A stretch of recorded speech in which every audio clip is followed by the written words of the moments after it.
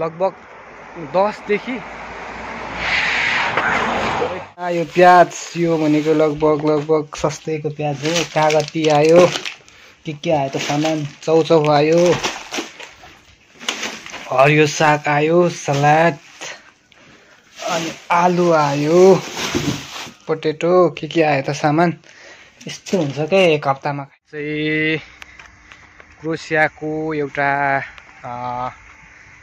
City भन्दा केही टाढाको एउटा भिलेज साइट हो, जहाँको एउटा सामानहरू किन्ने ठाउँ कुन्जुम हो।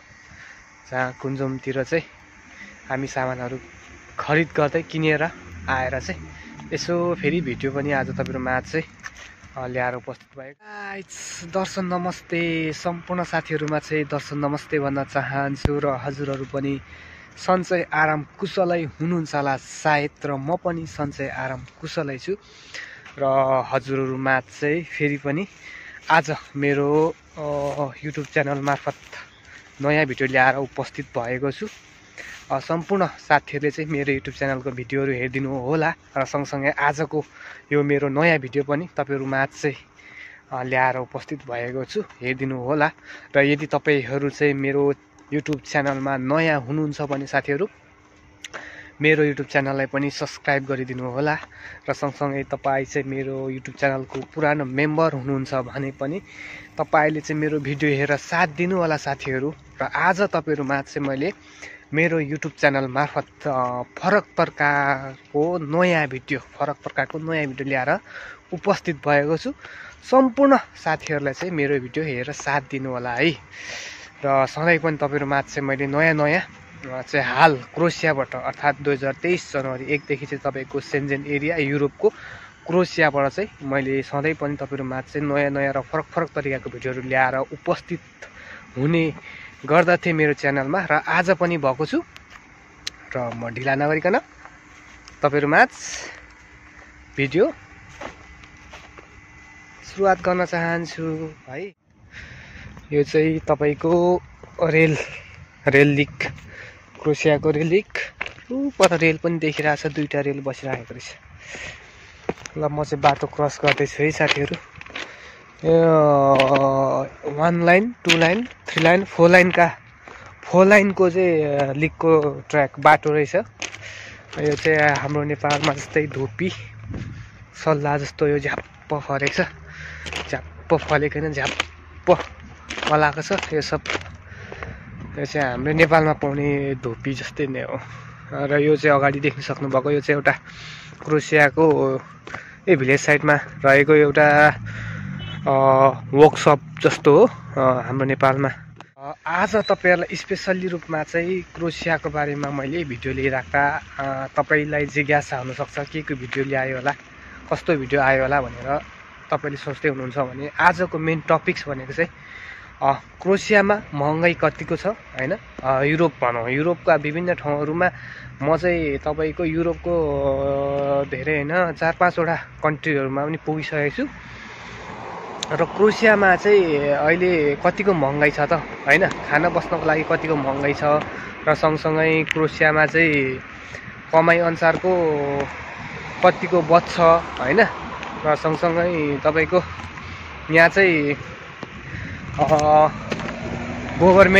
यहाँको गभर्मेन्टले वर्करहरूलाई कतिको चाहिँ फेसिलिटी सुविधाहरू दिइराखेको छ त, यो बारेमा थोरै म तपाईँहरूलाई चाहिँ भिडियो बनाउन गइरहेको छु। र तपाईँहरू पक्कै पनि क्रोसिया आउने सोचमा हुनुहुन्छ अर्थात् युरोपका विभिन्न कन्ट्रीहरूमा छिर्ने तपाईँलाई एउटा भनौँ न तपाईँले सोचिराख्नु भएको छ भने विशेष गरेर यो भिडियो हेरेर पनि केही तपाईँहरूलाई सन्देश जान सक्छ। साथीहरू आजको टपिक्सहरूलाई म ढिला नगरिकन क्रोसियामा कतिको महँगाई छ र क्रोसियामा चाहिँ कमाइअनुसारको चाहिँ कतिको बच्छ त होइन, यो कुराहरू म थोरै गर्न चाहन्छु आजको भिडियोमा। विशेष गरेर चाहिँ क्रोसियामा भन्नुपर्दा महँगाई चाहिँ एकदमै महँगाई छ है। युरोपको क्रोसियामा चाहिँ तपाईँको महँगाई, युरोपका मैले 4-5 वटा कन्ट्रीहरू युरोपका घुमिसकेँ तर पनि धेरै नै उता पनि धेरै नै महँगो नै लाग्यो र क्रोसिया पनि एकदमै महँगो ठाउँ नै हो। र हेर्नुहोस् त यो मैले एउटा चार्जर खरिद गरेको, तपाईँको चार्जरको केबल मात्रै खरिद गरेको लगभग यहाँको लगभग 4 युरोदेखि 5 युरो भनेको लगभग 400-500 नेपाली लगभग एउटा केबललाई मात्रै पर्छ। र यो एउटा कोकको बोतल छ लगभग तपाईँको कतिको हो, कति एमएलको हो यो, लगभग कति एमएलको हो यो, सानो कोक हो लगभग।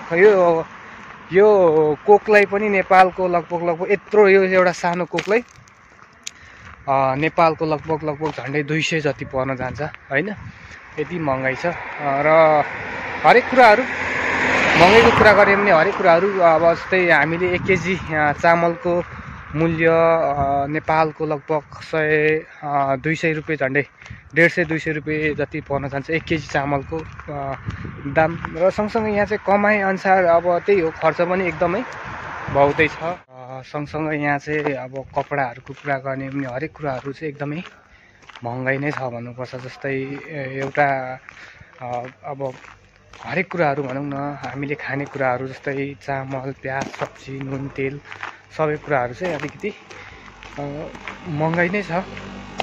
जस कमाइ अनुसारको चाहिँ लगभग एकजनाले मिनिमम तपाईँको मिनिमम चाहिँ एकजनाले तपाईँको नेपाली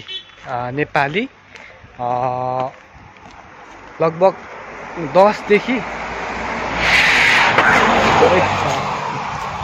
20 हजारसम्म यसरी चाहिँ तपाईँको काम गरिसकेपछि हप्तामा छुट्टी हुँदा चाहिँ सामानहरू खरिद गरेर आउनुपर्छ। हेर्नुहोस् है, र यो सामानमा चाहिँ यो एक पोका सामानमा चाहिँ लगभग नेपाली 12-13 हजारको सामान हो। यो यति चाहिँ खरिद गरेर आयो, एकदमै महँगाइ छ। मिनिमममा पनि तपाईँको खानुको लागि चाहिँ लगभग नेपाली एकजनाबाट 12-15 हजार जति चाहिँ नेपाली 12-15 हजार चाहिँ मिनिमममा पनि छुट्याउनु पर्यो होइन, नभए अब सामान्य खाने मान्छेहरूले नै त्यति नै खान्छ। चुरोट, जाँडरक्सी अब होइन अन्य पदार्थहरू खायो भने झन् धेरै चाहिँ खर्च हुन्छ है। यो चाहिँ नर्मलमा हो, क्रोसियामा आयो सामान। यो अन्डा चाहिँ तपाईँको कति पर्छ भने अन्डा भनेको लगभग 150-200 को अन्डा हो एउटा क्यारेट। अनि त्यो त देखाउनु हुँदैन, यो दाल यो स्याउ चाहिँ अलिक सस्तो छ है। फेरि यहाँ चाहिँ एकदम धेरै स्याउ चाहिँ एकदम सस्तो छ। रम देखाउनु हुँदैन यहाँ युट्युबमा, फेरि मलाई गाना हान्ला युट्युबले। ल यहाँ यो प्याज, यो भनेको लगभग सस्तैको प्याज हो। कागती आयो, के आयो त सामान, चौचौ आयो, हरियो साग आयो, सलाद, अनि आलु आयो, पोटेटो, के आयो त सामान। यस्तो हुन्छ क्या एक हप्तामा खाइ, तेल आउँछ, अनि यस्तो भिटामिन खाइन्छ, गाजर साजर खानुपर्छ। चौचौको त एउटा दोकानै हो कि फुल। ओहो